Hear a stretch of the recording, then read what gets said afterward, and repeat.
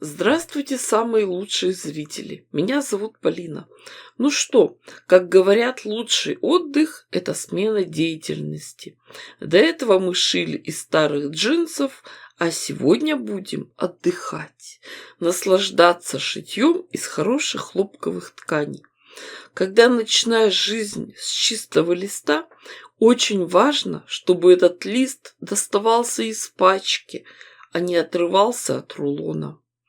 Деталей, квадратов, составленных из двух треугольников, нам надо будет много, поэтому показываю вам свои шпаргалки. С их помощью можно нашить сразу много заготовок. А сегодня поработаем с большими квадратами.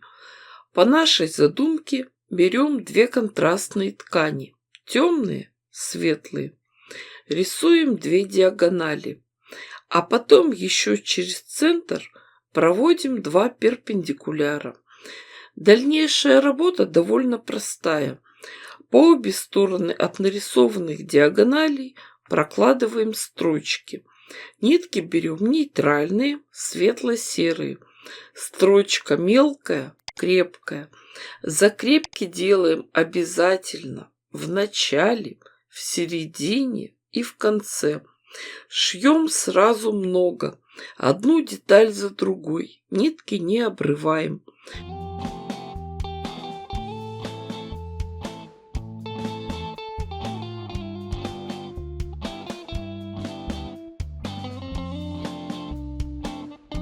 Прошили одну диагональ, переходим к другой.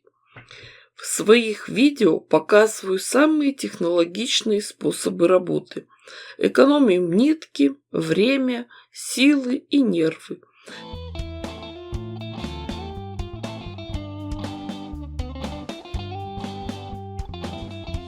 Готовые детали проутюживаем, а затем режем по нарисованным линиям между швами.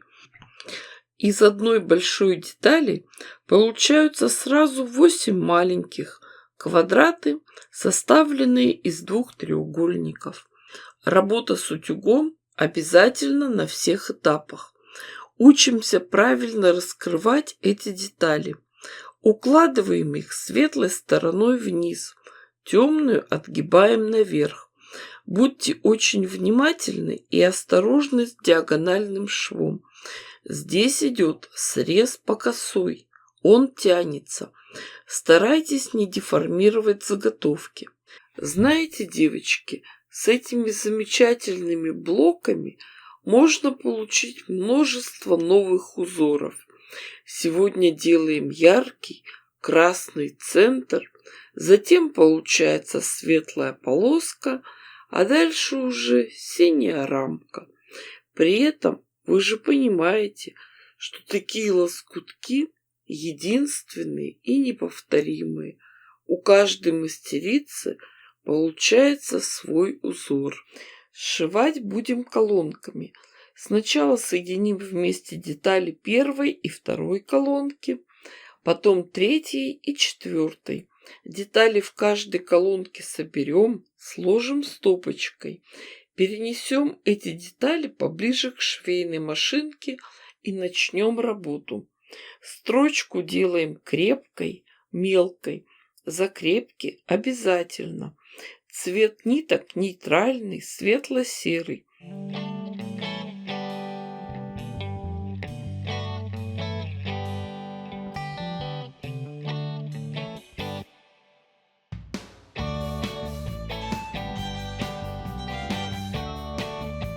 Отшили детали из первой стопочки, переходим ко второй.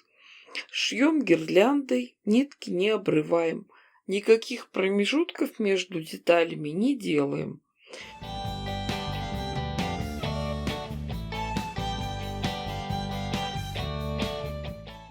Разворачиваем отшитые заготовки, швы тщательно расправляем и подтягиваем.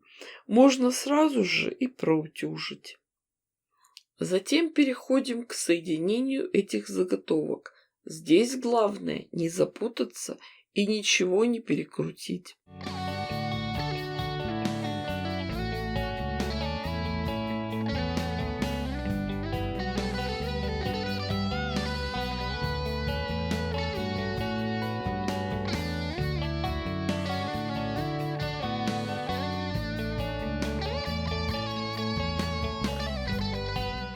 Дальше мы также расправляем отшитые детали.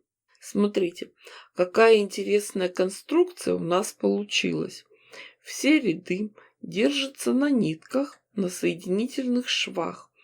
И нам остается только прошить эти соединения. При работе за швейной машинкой следите за тем, чтобы в местах стыковок припуски были направлены в разные стороны.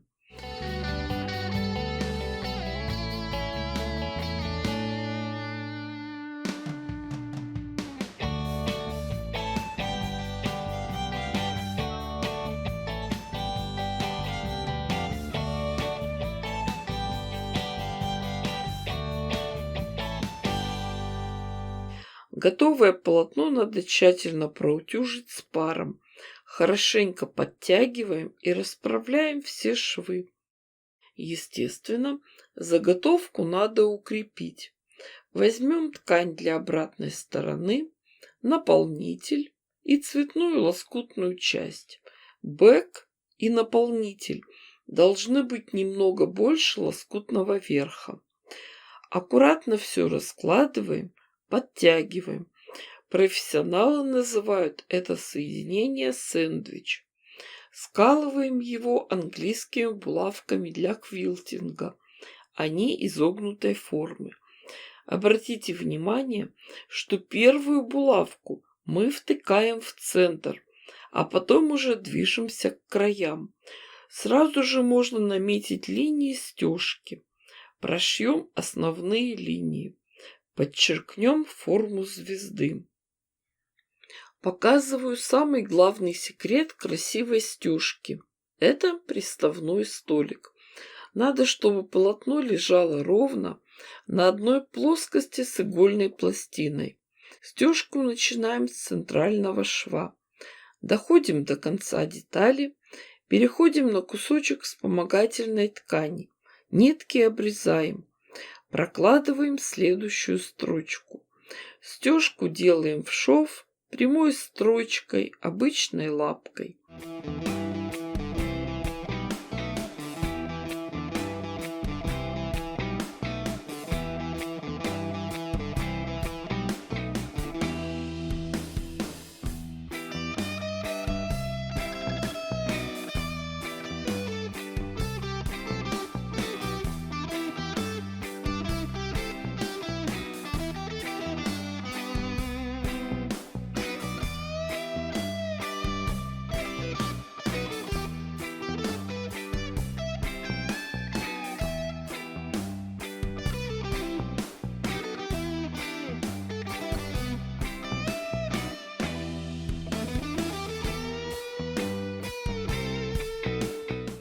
Когда мы простегали детали, переходим к выравниванию блоков.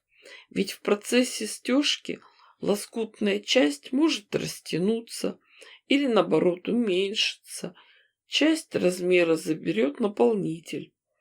Все хорошо промеряем и отрезаем лишнюю ткань. Размер моих блоков получился 32 на 32 сантиметра. Смотрите, как интересно может выглядеть большое полотно, составленное из таких деталей. Маленькие детали, квадраты, составленные из двух треугольников, везде были одинаковые. А как интересно, оригинально и неповторимо выглядят готовые блоки. И стежка на каждом из них тоже индивидуальная. Особенно ее видно с обратной стороны. Конечно, каждый из этих блоков может стать самостоятельным изделием. Немного увеличить размер, и можно сшить ланчмат, декоративную подушку, сумку, панно. Фантазия рукодельниц безгранична. Я пока готовлю такие учебные блоки. Показываю на них варианты лоскутных узоров. Потом планирую соединить их в одно большое лоскутное одеяло. Но это уже совсем другая история.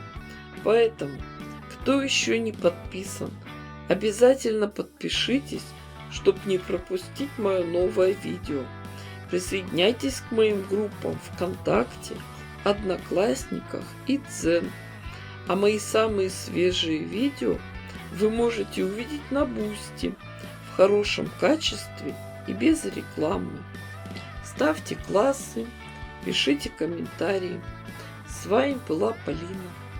Всем пока-пока и до скорых встреч!